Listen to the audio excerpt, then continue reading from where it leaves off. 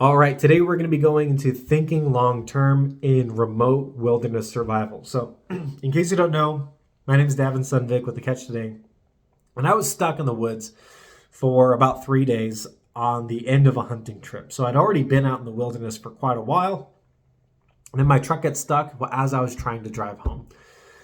So, I like to call the long term thinking portion of survival is like the day four mindset. And now, if you haven't watched my video on how to maintain urgency and how to stay calm in survival scenarios, definitely watch those two videos because it gives you context on this one right here. But in general, you do need to think long term. And the reason is because you may get found early, and that's what we hope. If you're not in that remote of a scenario, you can probably just walk out, right? You can probably walk to the nearest road, flag somebody down. You're going to be fine. This is for people who are in extreme situations where you may not be able to be found, or you may not have resources that you think you have around you, right? Or you might be struggling with something else that's not remote. So that long-term mindset should put you in a situation where you are as sustainable as possible, except for one thing. And that one thing is food.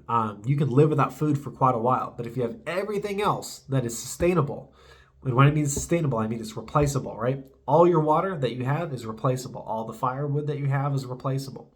All of your clothing is able to be cleaned and therefore reused and replaced, right?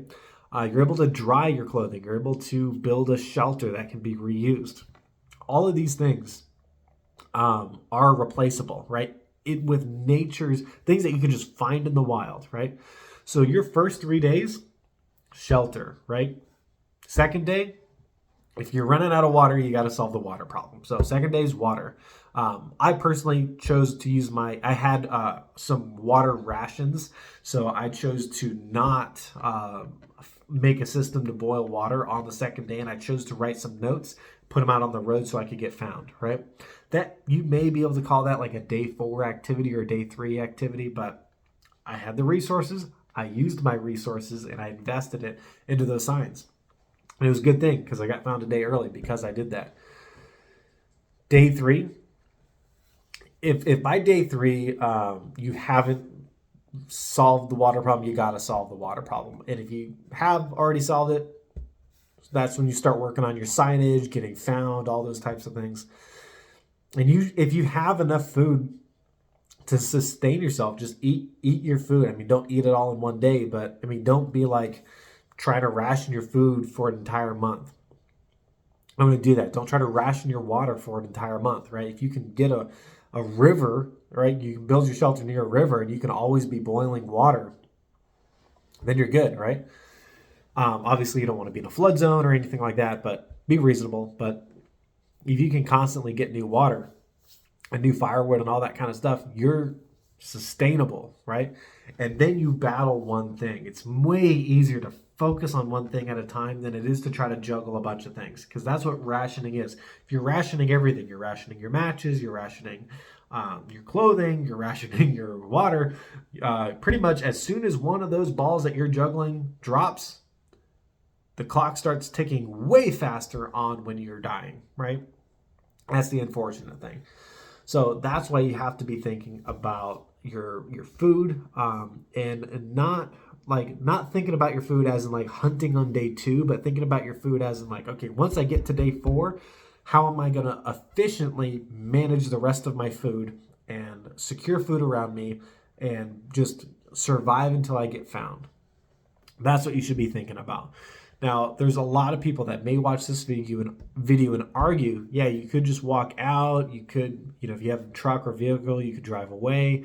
All these plethora of reasons why you may not be waiting to get found, or you're in a location where people don't know where you're at. And so if you don't get found, people are never going to find you, right? That could be a very, very relevant scenario, right?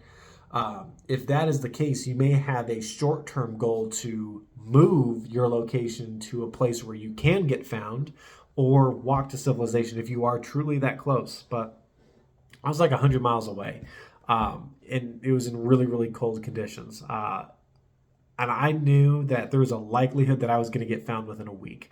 So I was prepared for a month, and I think 2 months you could probably survive. I think you can find enough food. You'll slowly wither away, but I think you can find enough food in the wilderness to survive for maybe about 2 months. But you're going to be slowly losing weight that entire time, especially that first month. You're going to be losing a ton of weight. But I think a month is doable. So if that's the mindset you're going in, I think the odds of getting found alive are really strong with this strategy, right? Versus, I mean, don't get me wrong, I think most people are found way earlier than even I was. I found at 3 days. I think most people probably get found, like when search and rescues go, they probably get found within a day or two. And so there's probably called earlier. Like search and rescue wasn't even called until the second day for me. So it's like they're called, and then you add 1 or 2 days to that second day. That's why I was going to be found on the fourth day. I was found the day early because of my strategy. Because my strategy was to get found, all my decisions were in line with that strategy. And they found one of my notes. And maybe, had I not been thinking about getting found so early, maybe I would have put out that note on the third day, and it would have been too late, and the game wardens would have never found that note, and they would have never thought to drive down the trail that I was on, right? So getting found is definitely the strategy, but it's certainly work that needs to be done. It has to be intentional. You have to think about the decisions that you're making. Are you going to be findable? Are you making notes for people? Are you making signs? Are you putting out things that lead people to believe that you are in the area where you said you were going to be? And that's another thing, is communication. Again, this video is designed to be a survival system, right? If you're going to be going into a remote place, you better be where you say you're going to be, because that's where people are going to look for you, right? And that's how you're going to get found faster. And the more remote of the place that you are in, it's more critical that you're close to where you say you're going to be. It's also more critical that you understand how to survive, because the more remote of a location, the longer it could take to find you. I was 100 miles away from civilization. It was going to take 4 days. I was found a day early, though, because, again, I wrote those notes.